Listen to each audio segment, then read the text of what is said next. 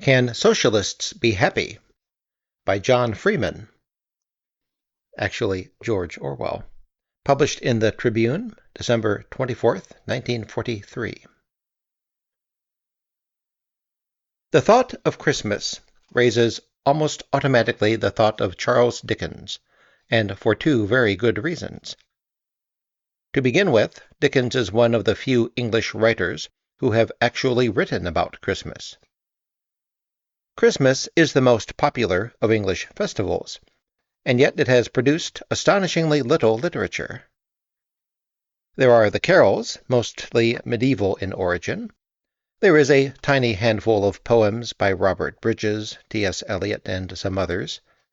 And there is Dickens, but there is very little else. Secondly, Dickens is remarkable, indeed almost unique among modern writers, in being able to give a convincing picture of happiness. Dickens dealt successfully with Christmas twice, in a well-known chapter of the Pickwick Papers, and in The Christmas Carol. The latter story was read to Lennon on his deathbed, and according to his wife, he found its bourgeois sentimentality completely intolerable. Now, in a sense, Lennon was right, but if he had been in better health, he would perhaps have noticed that the story has some interesting sociological implications. To begin with, however thick Dickens may lay on the paint, however disgusting the pathos of Tiny Tim may be, the Cratchit family do give the impression of enjoying themselves. They sound happy as, for instance, the citizens of William Morris's News from Nowhere don't sound happy. Moreover, and Dickens' understanding of this is one of the secrets of his power, their happiness derives mainly from contrast. They are in high spirits because, for once, in a way, they have enough to eat. The wolf is at the door, but he is wagging his tail. The steam of the Christmas pudding drifts across a background of pawn shops and sweated labor, and in a double sense, the ghost of Scrooge stands beside the dinner table. Bob Cratchit even wants to drink Scrooge's health, which Mrs. Cratchit rightly refuses. The Cratchits are able to enjoy their Christmas, precisely because Christmas only comes once a year. Their happiness is convincing just because it is described as incomplete. All efforts to describe permanent happiness, on the other hand, have been failures, from earliest history onwards. Utopias, incidentally, the coined word utopia doesn't mean a good place, it merely means a non-existent place, have been common in the literature of the past 300 or 400 years, but the favorable ones are invariably unappetizing and usually lacking in vitality as well. By far the best-known modern utopias are those of H.G. Wells. Wells's vision of the future, implicit all through his early work and partly set forth in Anticipations and A Modern Utopia, is most fully expressed in two books written in the early 20s, The Dream and Men Like Gods. Here you have a picture of the world as Wells would like to see it, or thinks he would like to see it. It is a world whose keynotes are enlightened hedonism and scientific curiosity. All the evils and miseries that we now suffer from have vanished. Ignorance, war, poverty, dirt, disease, frustration, hunger, fear, overwork, superstition, all vanished. So expressed, it is impossible to deny that it is the kind of world we all hope for. We all want to abolish the things that Wells wants to abolish. But is there anyone who actually wants to live in a Wellsian utopia?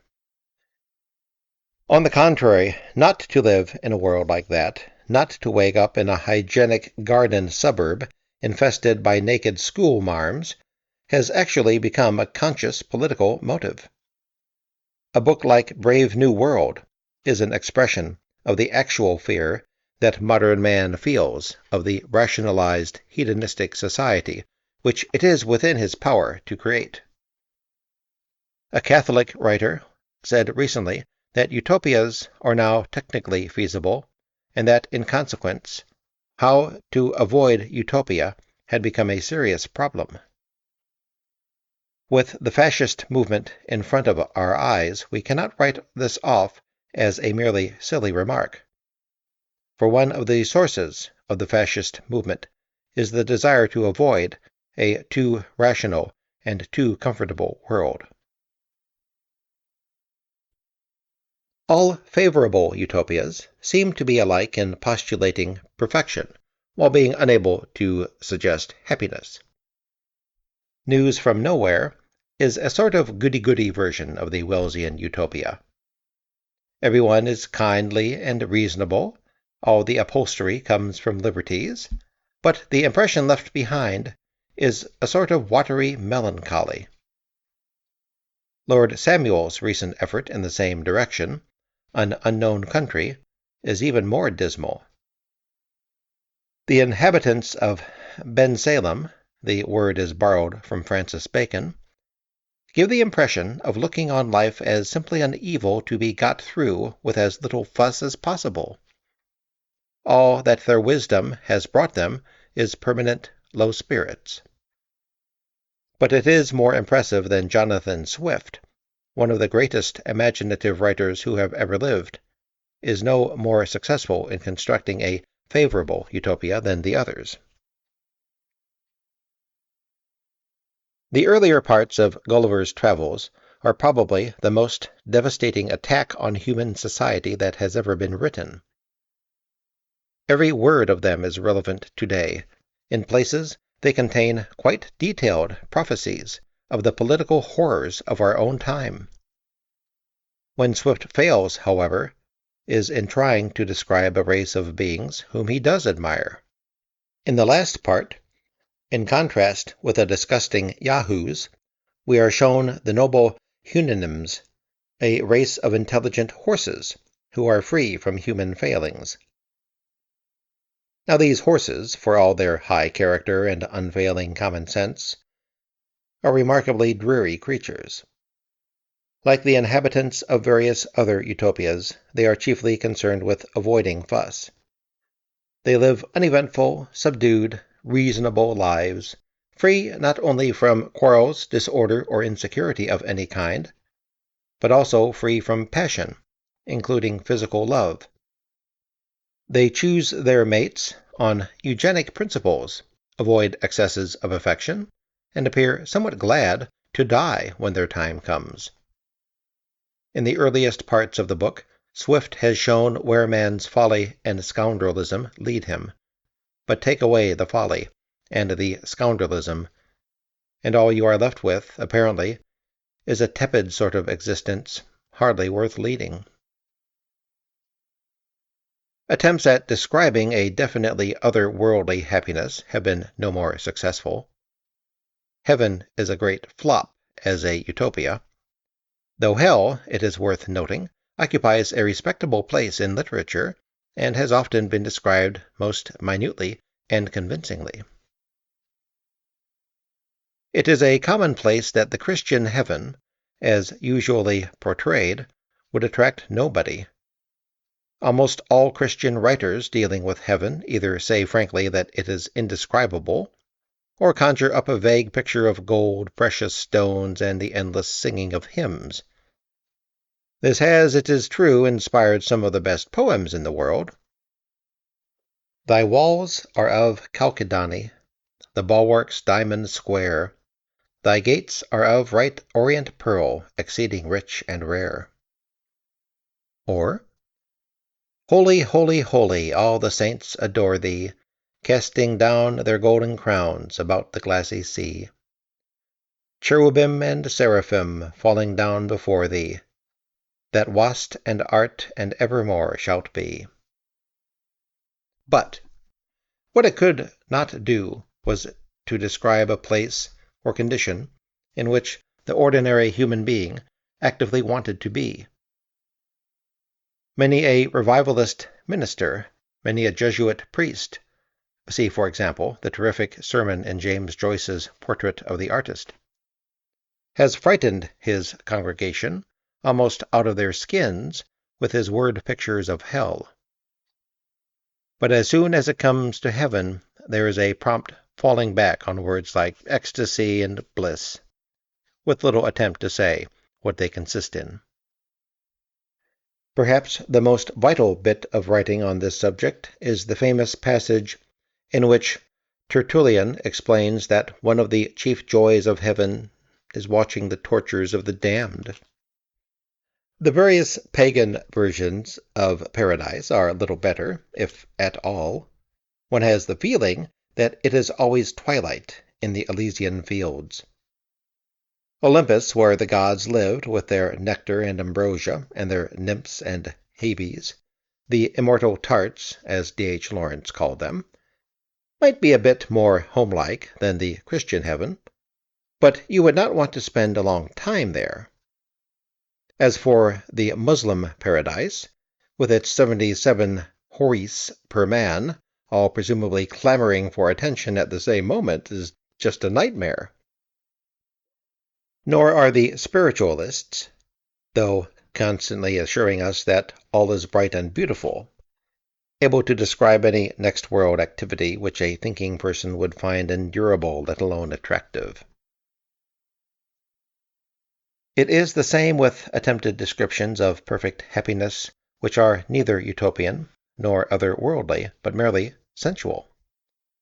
They always give an impression of emptiness or vulgarity, or both. At the beginning of La Pucelle, Voltaire describes the life of Charles IX with his mistress, Agnes Sorel. They were always happy, he says. And what did their happiness consist in? Apparently in an endless round of feasting, drinking, hunting, and love-making. Who would not sicken of such an existence after a few weeks? Rabelais describes the fortunate spirits who have a good time in the next world to console them for having had a bad time in this one. They sing a song which can be roughly translated: to leap, to dance, to play tricks, to drink the wine both white and red, and to do nothing all day except count gold crowns. How boring it sounds, after all. The emptiness of the whole notion of an everlasting good time is shown up in Bruegel's picture, The Land of the Sluggard, where the three great lumps of fat lie asleep head to head, with the boiled eggs and roast legs of pork coming up to be eaten of their own accord. It would seem that human beings are not able to describe, nor perhaps to imagine, happiness except in terms of contrast. That is why the conception of heaven or utopia varies from age to age. In pre-industrial society, heaven was described as a place of endless rest, and as being paved with gold, because the experience of the average human being was overwork and poverty.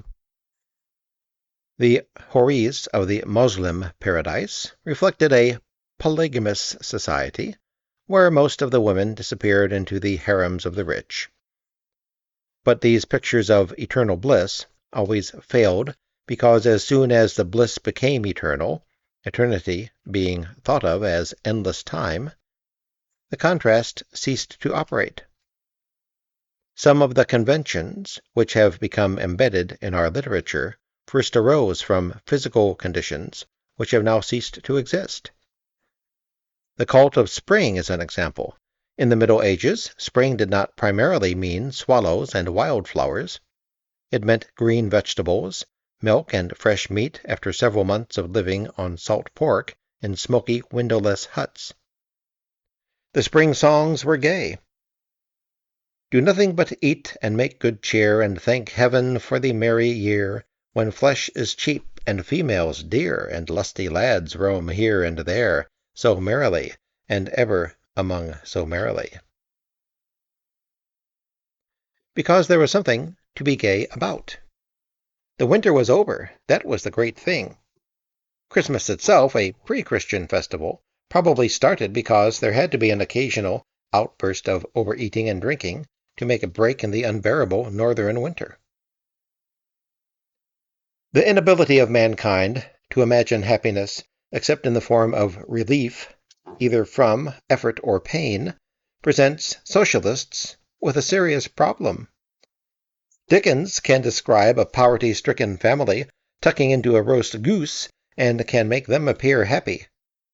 On the other hand, the inhabitants of perfect universes seem to have no spontaneous gaiety and are usually somewhat repulsive into the bargain.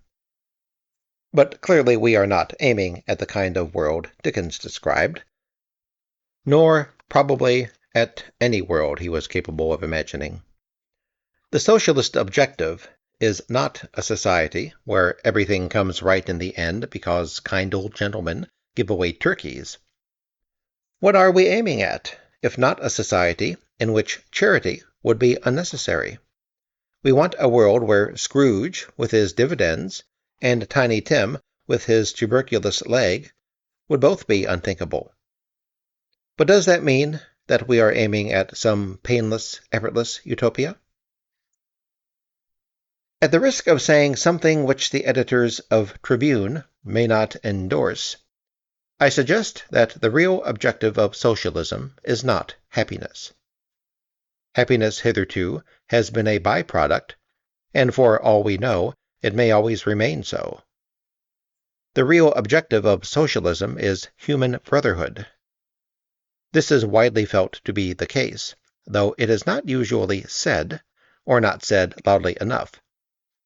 Men use up their lives in heart-breaking political struggles, or get themselves killed in civil wars, or tortured in the secret prisons of the Gestapo, not in order to establish some central heated air-conditioned strip-lighted paradise, but because they want a world in which human beings love one another instead of swindling and murdering one another. And they want that world as a first step. Where they go from there is not so certain, and the attempt to foresee it in detail merely confuses the issue. Socialist thought has to deal in prediction, but only in broad terms. One often has to aim at objectives which one can only very dimly see. At this moment, for instance, the world is at war and wants peace. Yet the world has no experience of peace and never has had, unless the noble savage once existed. The world wants something which it is dimly aware could exist, but which it cannot accurately define. This Christmas Day, thousands of men will be bleeding to death in the Russian snows, or drowning in icy waters, or blowing one another to pieces with hand grenades on swampy islands of the Pacific. Homeless children will be scrabbling for food among the wreckage of German cities. To make that kind of thing impossible is a good objective. But to say in detail what a peaceful world would be like is a different matter, and to attempt to do so is apt to lead to the horrors so enthusiastically presented by Gerald Hurd. A footnote says, Henry Fitzgerald Hurd, 1889 to 1971, author, broadcaster, and lecturer. Orwell may be referring to Hurd's Pain, Sex, and Time, published 1939. Nearly all creators of utopia have resembled the man who has a toothache, and therefore thinks that happiness consists in not having a toothache. They wanted to produce a perfect society by an endless continuation of something that had only been valuable because it was temporary. The wisest course would be to say that there are certain lines along which humanity must move. The grand strategy is mapped out, but detailed prophecy is not our business. Whoever tries to imagine perfection simply reveals his own emptiness. This is the case even with a great writer like Swift, who can flay a bishop or a politician so neatly, but who, when he tries to create a Superman, merely leaves one with the impression, the very last he can have intended, that the stinking yahoos had in them more possibility of development than the enlightened Houyhnhnms. Thank you for listening. I read that from All Art is Propaganda, Critical Essays, George Orwell, compiled by George Packer.